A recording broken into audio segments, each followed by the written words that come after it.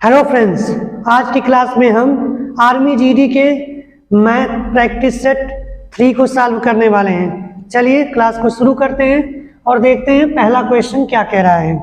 चलिए पहला क्वेश्चन ये कह रहा है कि 0.53 कितना कह रहा है 0.53 और इस पर लगा हुआ है बार। इसकी आपको वैल्यू बतानी है कि इसकी वैल्यू फ्रैक्शन में क्या होगी।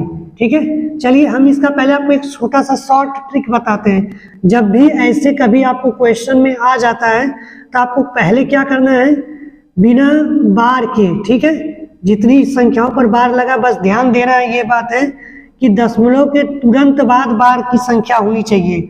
अगर ऐसी कंडीशन है तो बिना आप सोचे समझे बिना बार की संख्या को आप ऊपर लिखेंगे और जितनी संख्याओं पर बार लगा हुआ है उतना आप 9 हर में लिख देंगे। ठीक है, यानी कि डिनोमिनेटर में उतनी बार 9 लिख देंगे, यानी कि इसका डायरेक्ट फ्रैक्शन वैल्यू कितनी हो जाएगी 53/99।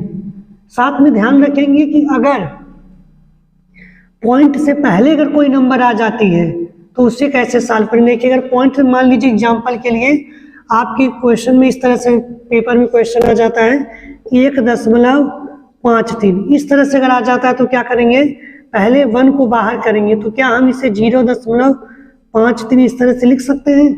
तो इसके लिखने के बाद आप क्या करेंगे 1 प्लस, इसका हमने शॉर्ट ट्रिक बताया कि दशमलव के बाद तुरंत बाद अगर बार वाली संख्या शुरू हो जाती है तो हम बिना बार के उसे ऊपर लिखते हैं और जितनी संख्याओं पर बार होता है उतनी बार क्या लिखते हैं 99 लिखते हैं। और इसको हम क्या करेंगे लास्ट में एलसीएम लेकर जोड़ देंगे, हमारा आंसर आ जाएगा।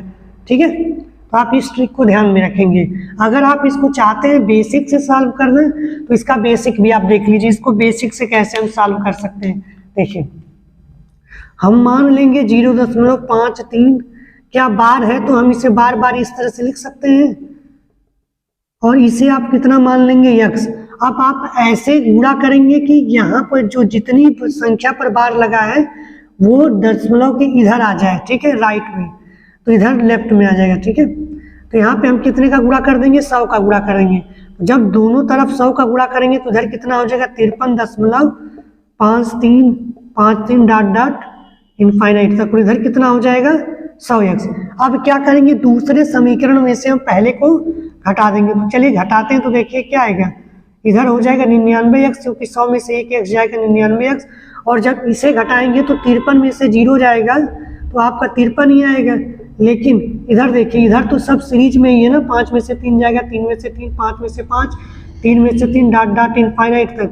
तो इधर आपको क्या मिलने वाला है, सब 0 मिलने वाला है। ठीक है, तो इधर से x बराबर जब ट्रांसफर करेंगे तो आपको क्या मिल जाएगा 53/99। ठीक है, ये बेसिक है। आप बेसिक से किसी भी संख्या को इस तरह से उसको फ्रैक्शन में कन्वर्ट कर सकते हैं। और शॉर्ट ट्रिक क्या होती है एक बार फिर सुन लीजिए, बिना बार के हम उस संख्या को ऊपर न्यूमरेटर में लिखते हैं यानी अंश में लिखते हैं और जितनी संख्या पर बार है उसको हम नीचे लिख देते हैं। उतनी बार 9 लिखकर फ्रैक्शन में आसानी से बदल सकते हैं। ठीक है, नेक्स्ट क्वेश्चन देखेंगे। नेक्स्ट क्वेश्चन कह रहा है 864 को पूर्ण वर्ग बनाने के लिए निम्न में से किससे गुणा करना चाहिए। देखिए जब भी आपको इस तरह का क्वेश्चन पूछता है कि कितने से भाग दिया जाए कि ये पूर्ण वर्ग बन जाए या कितने का गुणा किया जाए कि ये पूर्ण वर्ग बन जाए, तो आपको हमेशा क्या करना है, उसका प्राइम फैक्टराइजेशन कर लेना है। ठीक है, तो इसका प्राइम फैक्टराइजेशन करेंगे तो कितना आएगा, देखिए हम यहाँ पर करते हैं। तो पहले 2 से काटेंगे, 2 चौक 8, 2 3 6, 2 दूना 4। इसके बाद फिर 2 से करेंगे, 2 दूना 4, 2 एकम 2 और फिर यहाँ पे 2 छक्का 12। फिर यहाँ पे करेंगे 2 एकम 2, 2 शून्य 0 हो जाएगा और यहाँ पे 2 8 16। फिर करेंगे कितना आएगा 2 5 10, 2 चौक 8। फिर यहाँ पर कितना हो जाएगा 2 और यहाँ पर आपका आ जाएगा 2 2 4 और 2 7 14। फिर इसको काट लेंगे 3 से। तो फाइनली आपको इस तरह से प्राइम फैक्टराइजेशन हो जाएगा। लेकिन हमको पूर्ण वर्ग बनाना है तो कोई भी संख्या पूर्ण वर्ग कब बनेगी, जब उसके जो प्राइम फैक्टर है जोड़े में उपस्थित हो।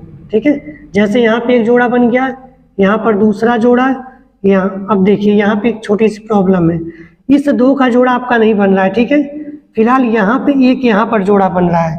क्लियर हो रही है बात ना? एक बार इसको अलग कलर से आपको दिखा देते हैं। देखिए एक जोड़ा आपका यहाँ बना, एक जोड़ा यहाँ बना और 3 का यहाँ बना। तो कोई भी परफेक्ट स्क्वायर होने के लिए क्या होना चाहिए, जो भी संख्या बच रही है उसका भी हमें जोड़ा बनाना होगा। तो यहाँ पर इसको जोड़ा बनाने के लिए हमको क्या करना पड़ेगा, 1 और 2 का गुणा और यहाँ पर 1 और 3 का गुणा, यानी कि फाइनली कितने का गुणा करना पड़ेगा, 6 का गुणा करना पड़ेगा। यानी 6 का जब हम मल्टीप्लाई कर देंगे इसमें तो परफेक्ट स्क्वायर हो जाएगा। ठीक है, चलिए नेक्स्ट क्वेश्चन कह रहा है कि यदि किसी त्रिभुज के 2 कोण कितने दिए हुए हैं, 2 कोण में से एक कोण 30 डिग्री हो और दूसरा 105 डिग्री हो, तो आपको तीसरे कोण का मान बताना है। तो ये तो बहुत ही सिंपल सा सवाल है। आपको एक चीज पहले से पता होगी, किसी भी त्रिभुज के तीनों कोणों का योग कितना होता है, तो आप कहेंगे 180 होता है। जब 180 होता है तो 180 में से क्या करेंगे, जो दोनों कोण दिए हुए हैं उसको जोड़कर घटा देंगे। ठीक है, 30 दिया हुआ है और 105 दिया, इन दोनों को जोड़कर घटा देंगे तो जो बचा हुआ कोण है वो निकल कर आ जाएगा। तो यहाँ से 180 माइनस, तो आपका आंसर कितना हो जाएगा, 45 डिग्री। चलिए ठीक, इसी के साथ हम नेक्स्ट क्वेश्चन भी देख लेते हैं। नेक्स्ट क्वेश्चन कह रहा है 90 सेंटीमीटर लंबे और 50 सेंटीमीटर चौड़े और 1 मीटर ऊंचे आयताकार बॉक्स का आयतन क्या होगा। देखिए आयताकार बॉक्स, यानी कि आयताकार बॉक्स कैसा दिखेगा, घन जैसा दिखेगा, यानी कि घनाभ जैसा दिखेगा। तो उसका फिगर कैसे होगा, कुछ ऐसे आपको दिखेगा। ठीक है, आयताकार बॉक्स है तो कुछ आपको घनाभ की तरह इस तरह से दिखेगा। ठीक है, तो बोल रहा है कि इसकी जो चौड़ाई आपको दे रखा है, लंबाई पहले, यानी कि ये पूरी की पूरी लंबाई दे रखा है 90 सेंटीमीटर। ठीक है, और इसकी जो चौड़ाई है, यानी कि चौड़ाई कौन सी होगी, ये वाली होगी। ठीक है, ये जो चौड़ाई आपको दे रखा है 50 सेंटीमीटर दे रखा है। ठीक है, और इसकी जो ऊंचाई, यानी कि ये वाली चीज जो चीज दे रखी है वो कितना दे रखा है, 1 मीटर दे रखा है। लेकिन ध्यान रखेंगे, अगर डाटा, यानी डाटा में जो हमारी यूनिट, जो मात्रक दिया गया है, जो पैमाना दिया गया, अगर वो अलग अलग है तो आपका आंसर अलग आएगा। ठीक है, इसीलिए हम क्या करेंगे, पहले या तो सबको सेंटीमीटर में बदल देते हैं या तो सबको मीटर में बदल देते हैं। ठीक है, फिलहाल हो सकता है कि आपका आंसर थोड़ा सा अलग आए, तो फिलहाल हम चेक कर लेंगे कि हमारा आंसर मीटर में दिया है कि सेंटीमीटर में दिया है। और क्योंकि हमको मीटर से सेंटीमीटर में ज़्यादा डाटा हमको दिख रहा है, तो हम इसको 1 मीटर को भी क्या सिंपली लिख सकते हैं, इसको हम 100 मीटर भी 100 सेंटीमीटर लिख सकते हैं। और आपको एक चीज़ पता ही होगी, किसी भी घनाभ का जो आयतन होता है वो क्या होता है, किसी भी घनाभ का आयतन होता है लंबाई गुणे चौड़ाई गुणे ऊंचाई।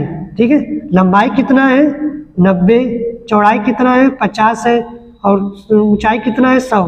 जब इसका आप मल्टीप्लाई कर लेंगे तो कितना आ जाएगा, 9 5 45 और पीछे के 4 जीरो यहाँ पर चपका दिए जाएंगे। तो इस तरह से आपका कितना आंसर हो जाएगा, 4,50,000 सेंटीमीटर क्यूब में आएगा। अब आप अपने ऑप्शन में देख लीजिएगा, अगर इतना सेंटीमीटर क्यूब आंसर दिया तो ठीक है, नहीं दिया होगा तो हो सकता है मीटर क्यूब में होगा, तो आपको क्या करना पड़ेगा, यहाँ पे 1000 से भाग दे देंगे तो आपका मीटर क्यूब में चेंज हो जाएगा। ठीक है, नेक्स्ट क्वेश्चन कह रहा है बीजीय व्यंजक, यानी कि एक अलजेब्रिक एक्सप्रेशन दिया हुआ है 2x cube plus minus 32x। ठीक है, 2x क्यूब माइनस 32x को जो ऑप्शन दिए गए हैं उनमें से किस रूप में हम उसको लिख सकते हैं। तो ऑप्शन से आपको ये क्लियर होगा ये बात कि इसका क्या किया गया है, फैक्टर किया गया है। ठीक है, तो हम भी इसका फैक्टर करेंगे, देखते हैं किस फॉर्म में आ सकता है। तो यहाँ से 2x कॉमन लेंगे क्योंकि 2x दोनों में से कॉमन हो रहा था, यहाँ क्या बचेगा x स्क्वायर माइनस 16। अब देखिए 2x तो हमारे पास रहेगा, x को हम क्या लिख सकते हैं, x का स्क्वायर और माइनस ये तो x स्क्वायर था, 16 को क्या लिख सकते हैं 4 का स्क्वायर। तो ये दिख रहा है आपको, ये वर्गांतर का फार्मूला है। ठीक है, तो क्या हम इसको फार्मूले से x माइनस 2 4 और दूसरे ब्रैकेट में x प्लस 4 लिख सकते हैं। क्यों लिख सकते हैं, क्योंकि हमको पता है कि अगर a square minus b square होता है इसको हम इस तरह से ब्रैकेट में अलग अलग लिख सकते हैं। ठीक है, यानी कि इस तरह से ऑप्शन कौन सा सही हो जाएगा, जिसका रूप आपको इस तरह से दिख रहा होगा। ठीक है, नेक्स्ट क्वेश्चन देख लेते हैं। नेक्स्ट क्वेश्चन कह रहा है कि एक राघव नाम का बंदा है जो क्या कर रहा है, 45 मिनट में 3300 मीटर, 45 मिनट में 3300 मीटर जा रहा है। ठीक है, तो इसको इसकी स्पीड आपको बतानी, वो भी किस में बतानी है, किलोमीटर प्रति घंटे में। तो जाहिर सी बात है किलोमीटर प्रति घंटे में बतानी है। तो अगर आप मिनट को घंटे में बदलेंगे तो किससे भाग करना पड़ेगा आपको, क्योंकि 1 घंटे में 60 मिनट होता है, तो यानी कि अगर हम 60 से भाग कर देंगे तो क्या हो जाएगा, घंटे में बदल जाएगा। यानी कि 45 को मिनट को घंटे में बदलने के लिए किससे भाग करेंगे, 60 से, तो ये कितना हो जाएगा, घंटे में, यानी कि हम इसको आवर लिख रहे हैं, ठीक है। और मीटर को अगर आपको कन्वर्ट करना है किलोमीटर में, तो आपको क्या करना पड़ेगा, 1000 से भाग करना पड़ेगा। जब आप 1000 से भाग करेंगे तो ये दोनों जीरो क्या हो जाएंगे, आप इसको एक बार लिख लीजिएगा। 1000 से भाग करेंगे तो जीरो कट जाएगा और यहाँ पर कितना आ जाएगा, 3.3 किलोमीटर, ठीक है। तो ये आपका चेंज हो गया। आप क्या करेंगे, स्पीड बराबर आपका क्या होता है, स्पीड बराबर होता है, यानी कि चाल बराबर होता है दूरी बटा समय, यानी कि 3.3 बटा 45/60। जब इसको एक बार और कन्वर्ट करेंगे तो आपका कितना आ जाएगा, 60 को ऊपर भेज देंगे तो कितना हो गया, 3.3 गुणे 60/45, ठीक है। अब इसको देखिए काट सकते हैं क्योंकि 15 से कट जाएगा, ठीक है। यहाँ पे क्या हो जाएगा, 15 3 45 और यहाँ पर 15 चौको 60, 3 से इसको काटेंगे तो कितना हो जाएगा, 1.1, और 4 जो पहले से बचा हुआ था इसका गुणा कर देंगे तो कितना हो जाएगा, 4.4, और कितना होगा, 4.4 किलोमीटर प्रति घंटा, यानी कि आपका आंसर कितना हो जाएगा, 4.4 किलोमीटर प्रति घंटा। नेक्स्ट क्वेश्चन कह रहा है कि यदि जी संबंधी h बराबर 11 संबंधी 6 दिया हो तो आपको g प्लस h संबंधी g माइनस h बताना है, ठीक है। तो आप देखिए इसको हम बेसिक से लगाते हैं। अगर ये रेशियो में दिया हुआ है तो क्या हम इस रेशियो को इस तरह से लिख सकते हैं, g/h। और यहाँ पे जब भी आपको रेशियो में कोई चीज दिया होता है, अनुपात में दिया होता है, तो हम अपने से इसे क्या कर सकते हैं, 11x/6x लिख सकते हैं। क्यों लिख सकते हैं, क्योंकि x कैंसिल हो जाएगा तो भी आपको बचना वही है, ठीक है। चलिए, तो जब ऐसा हो रहा है तो क्या हम g प्लस h का मान निकाल सकते हैं। g प्लस h का मान कितना हो जाएगा आपका,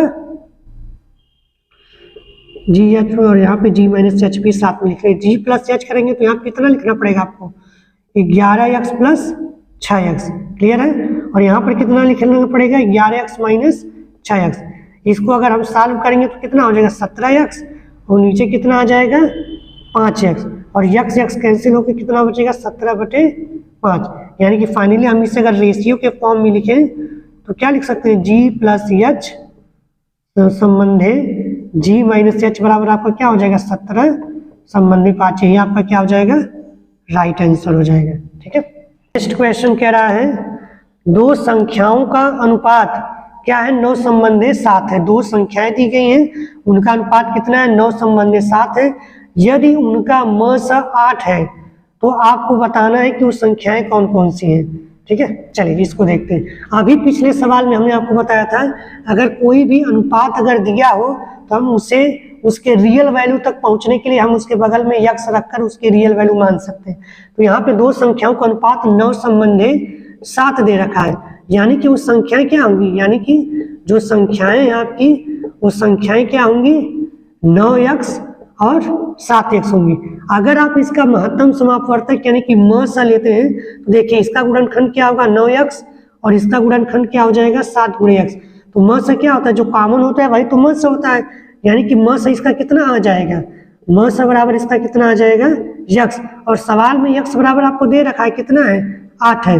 तो बेसिकली अगर फाइनल संख्या तक आपको जाना है तो क्या करना पड़ेगा, 9 गुणे 8 कर देंगे और उधर कितना कर देंगे, 7 गुणे 8, यानी कि 9 8 72, और दूसरी संख्या कितनी हो जाएगी, 56, ठीक है। ये आपका राइट आंसर हो जाएगा।